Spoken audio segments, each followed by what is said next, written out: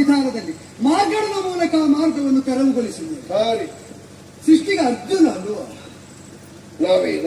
ಏಕೈಕ ವೀರನಾದವನು ಅರಿತಿ ಮೀರ ಮಾತಾಂಡ ಊರಿನೇತ್ರನ ಪಿಂಡ ಅಲ್ವೋ ಅನೇಕಗಳಿಗೆ ಸಿಂಹಾಸ್ಯ ಪಾಲಿನ ಗರುಡ ಮರವಕ್ಕವರನ್ನು ಕಾಯುವ ಮರುವಂತವರನ್ನು ತಲೆಯುವ ಕಾಯುವ ಧೀರ. ಹೌದು, ಅಂತ ನಿನ್ನಾಶ್ವವನ್ನು ನಾವು ಕಟ್ಟಿಕೊಂಡದ್ದು. ಯಾಕೆ ಅಂದ್ರೆ ಎಲ್ಲವನ್ನೂ ನಿಮ್ಮ ಈ ಸಾಮರ್ಥ್ಯಕ್ಕೂ ಬಿಡಿಸಿಕೊಳ್ಳಲಿಕ್ಕೆ ಆಗುವುದಿಲ್ಲ ಅಂತ ನಮ್ಮ ಮನವಿಗೆ ಬಂದಿದೆ. ಹೇಗೆ? ಅನೇಕ ಬಾರಿ ನಿಮ್ಮದು ಕಟ್ಟಿದವರ ಪಾಲಾಗಿದೆ ಅಥವಾ ಬಿಡಿಸುವುದಕ್ಕಾಗದ ಅಸಹಾಯಕತೆ ನಿಮಗೂ ಬಂದಿದೆ. ಎಲ್ಲಿ?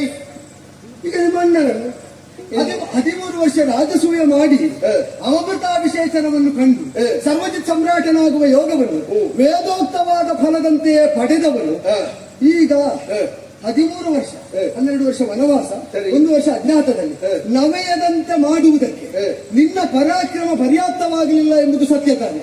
ಕಾರಣ ಏನೇ ಇಲ್ಲಿ, ಈಗ ಅಣ್ಣ ದುಸ್ಥಿತಿಯನ್ನು ಅನುಭವಿಸಿದ್ದ ಹೌದಲ್ಲ, ಒಂದು ಇದು ಬೇರೆ ವಿಷಯ ಅಲ್ಲ, ವಿಷಯ ಬೇರೆ. ಅದನ್ನು ಕಟ್ಟಿದ್ದಾರೆ, ನಿಮ್ಗೆ ಬಿಡಿಸುವುದಕ್ಕೆ ಕಟ್ಟಾಗಿದೆ ಅಂತ ಕುದುರೆಯ ಬಗ್ಗೆ ನೀವು ಹೇಳುವುದಿಲ್ಲ. ಅಲ್ಲ, ಯಾಕೆ ಅಂತಂದ್ರೆ ಬದುಕಿನಲ್ಲಿ ಒದಗಿದ ಸನ್ನಿವೇಶಗಳಲ್ಲೆಲ್ಲ ಪರಾಕ್ರಮವೇ ಫಲಿತಾಂಶವನ್ನು ಒದಗಿಸಿಕೊಡ್ಲಿಲ್ಲ.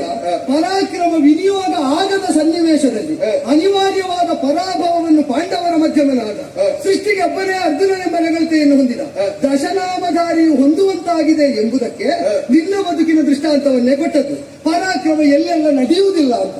ಪರಾಕ್ರಮ ನಡೆಯದೇ ಇದ್ದ ಇನ್ನೊಂದು ತಾಣ, ಆಯುಧಾಷ್ಟನಾದವನು ಆಯುಧವನ್ನಾದರೂ ಅಡವಿಟ್ಟು ದಾಸ್ಯವನ್ನು ಅಂಗೀಕರಿಸಿ ಯಾರ ಮಾನ ಪ್ರಾಣಗಳ ಸಂರಕ್ಷಣೆಯ ಹೊಣೆಯನ್ನು ಪತಿಯಾಗಿ ಹೊತ್ತೆಯೋ ಅವಳ ಮಾನಹರಣವಾಗುವ ವಿಫಲಯತ್ನ ನಡೆಯುವಾಗಲೂ ಸಫಲವಾಗಿಯೇ ತಡೆಯುವುದಕ್ಕೆ ಗಂಡುಗಲಿಯಾದಂತಹ ನಿನಗೆ ಆಗದೆ ಹೋಯಿತು. ಅಂದರೆ ಕಟ್ಟು ಹೊಡೆದದ್ದು ಧರ್ಮಕ್ಕೆ ನಿನ್ನ ಅಣ್ಣನಾಗುವಾಗಲೂ ನಿನಗೆ ಬಿಡಿಸಲಿಕ್ಕಾಗಲಿಲ್ಲ. ಉದ್ಯಮ, ಸಾಹಸ, ಧೈರ್ಯ, ಬುದ್ಧಿ, ಶಕ್ತಿ, ಪರಾಕ್ರಮ ಎಳ್ಳೆದ್ದು ದೈವಫಲ ಅದು ನಮಗೆ ಸಿಕ್ಕಿದೆ. ಯಾವುದು? ಅದು ಯಾರಕ್ಕೆ ಸಿಕ್ಕಿದಲ್ಲ ಅಂತ, ಮತ್ತೆ ಅದು ಸಿಕ್ಕಿದ ದ್ರೌಪದಿ ದೇವಿಯ ಭಕ್ತಿಗೆ ಅಂತ. ಅದು ನಮ್ಮ ಎಲ್ಲರನ್ನು ಸೇರಿಸಿ ಹೌದಾದ್ರೆ ಅವಳಿಗೆ ನೀವು ಕೊಡಬೇಕಾಗಿತ್ತು. ಅವಳು ಕೊಟ್ಟದ್ರಲ್ಲಿ ನೀವು ಬದುಕುದಲ್ವಲ್ಲ. ಸೀರೆ ಸೆರಗಿಗೆ ಕೈ ಹಾಕಿದ್ರೆ ಅಕ್ಷಯ ಅದನ್ನೆಲ್ಲ ಹೇಳಿದ್ದು. ಈಗ 3 ಲೋಕದ ಗಂಡನಾದ ಅರಿತಿಮನ ಮಾತನ್ನು ನೆಲೆಸಿದವರಿಗೆ ಆಯುಧವನ್ನಾದರೂ ಅವಳು ಕೇಳಿಕೊಟ್ಟದ್ದಲ್ವೋ. ಆಯುಧವನ್ನು ಕೌರವನಿಗೆ ವಶವಾಗಿಟ್ಟು ಯೂತದಲ್ಲಿ ಅದನ್ನು ಸೋತ ಮೇಲೆ ಸಾಯುಧರಾಗಿ ಸರಥರಾಗಿ ಅವರು ಸ್ವತಂತ್ರರಾಗುವಂತೆ ವರವನ್ನು ಕೇಳಿದ್ದು ಸತ್ಯ ಅಲ್ವೋ. ಅಂದ್ರೆ ತ್ರಿಜಗದೇಕೋ ವೀರನಾದವನಿಗಾದರೂ ಆಯುಧಾಸ್ತನಾಗುವುದಕ್ಕೆ ಕೆಲವು ಬಾರಿ ಪರಾಕ್ರಮ ಸಾಕಾಗುವುದಿಲ್ಲ, ಸತ್ಯ ಭಕ್ತಿಯೋ ಪಾತಿವೃತ್ಯವೋ ಬೇಕಾಗುತ್ತದೆ ಅಂತ ಒಂದು.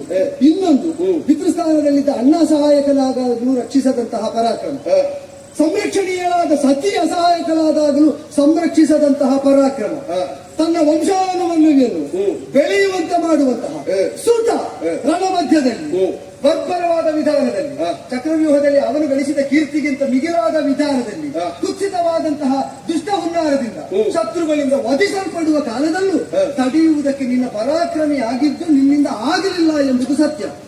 ಇರಲಿಲ್ಲ ಹುಡುಗ, ಹಾಗಲ್ಲ.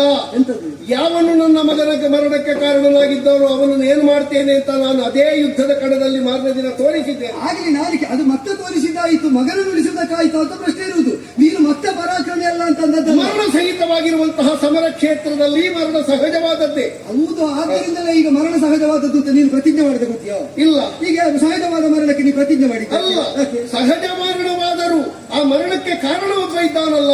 ಅದಕ್ಕೆ ಅಷ್ಟು ಆಕ್ರೋಶಗೊಳ್ಳುವುದು ಯಾಕೆ? ಈಗ ನನಗೆ ಹೇಳಿದಂತಹ ಸಮಚಿತ್ತದಲ್ಲಿ ಸಹಜವಾದಂತಹ ಸಮರ ಅಂದ್ರೆ ಮರಣ ಸಹಿತವಾದದ್ದು. ನನ್ನ ಮಗನು ಅದರಲ್ಲಿ ಹೊಕ್ಕಿದ್ದಾನೆ, ತಪ್ಪಿದ್ದಾನೆ ಅಂತ ಸಮಾಧಾನದಿಂದ ಸಮಾಧಾನದಲ್ಲಿ ಕೊಂದದ್ದಲ್ಲ. ಸಮಾಧಾನದಲ್ಲಿ ಕೊಲ್ಲುವುದಾದ್ರೆ ಹಗಲು ರಾತ್ರಿ ಆಗ್ತಿರ್ಲಿಲ್ಲ, ರಾತ್ರಿ ಹಗಲಾಗ್ತಿರ್ಲಿಲ್ಲ.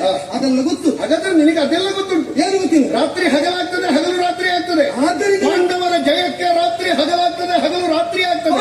ಪಾಂಡವರನ್ನು ಸೋಲಿಸಬೇಕು ಅಂತ ಯಾರು ಪ್ರಯತ್ನಿಸಿದ್ರು ಹಗಲು ರಾತ್ರಿ, ರಾತ್ರಿ ಹಗಲಾದೀತು. ಮಗು ಬಾಲ್ಯ ಏನಿಲ್ಲ.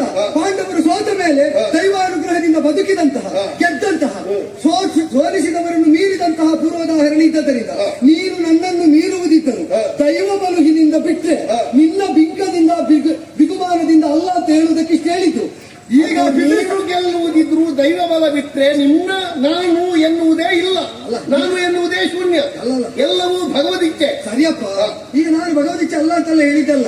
ಆಯುಧ ಪೂಜೆ ಮಾಡಿಯ ಪ್ರತಿಯೊಬ್ಬ ಯೋಧನು ಕೂಡ ರಣಮಂಡಲಕ್ಕೆ ಕಾಲಿಡುವುದು ಸರಿ. ಆದರೆ ನಿಮ್ಮ ಬದುಕಿನಲ್ಲಿ ದೈವ ನಿಮ್ಮ ಜೊತೆಗೆ ಇರುವಾಗಲೂ ನಿಮ್ಮ ಪರಾಕ್ರಮ ನಿಷ್ಪ್ರಯೋಜಕವಾದದ್ದಕ್ಕೆ ತಂದೆಯ ಸ್ಥಾನದಲ್ಲಿದ್ದ ಅಣ್ಣನ ನಿರ್ಬಂಧ, ಸತಿಯಾದವಳಿಗೆ ರಕ್ಷಣೆ ಒದಗಿಸಬೇಕಾದಾಗ ನಿಮಗೆ ಒದಗಿದ ನಿರ್ಬಂಧ, ಉಳಿಸಬೇಕಾದ ಪುತ್ರನ ವಿಯೋಗದ ಕಾಲದಲ್ಲಿ ನಿನಗೊದಗಿದ ನಿರ್ಬಂಧ, ಇದು ದೃಷ್ಟಾಂತವಾಗಿ ಇರುವಾಗ ನನ್ನ ಪೂರ್ವದಲ್ಲಿ ನನಗೆ ಬೇಕಾದಾಗ ದೈವ ಒದಗದೆ ನಿನ್ನಂತೆಯೇ ಪರಿಭವ ಬಂದಿದೆ ಅಂತ ಹೇಳುವುದಕ್ಕೆ ನಿನಗೇನಾದ್ರೂ ಇದ್ರೆ ನೀನು ಧಾರಾಳ ಹೇಳಬಹುದು.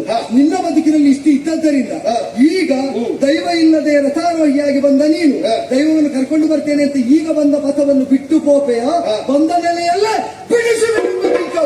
ತಟ್ಟನೆ ಹೇಳು.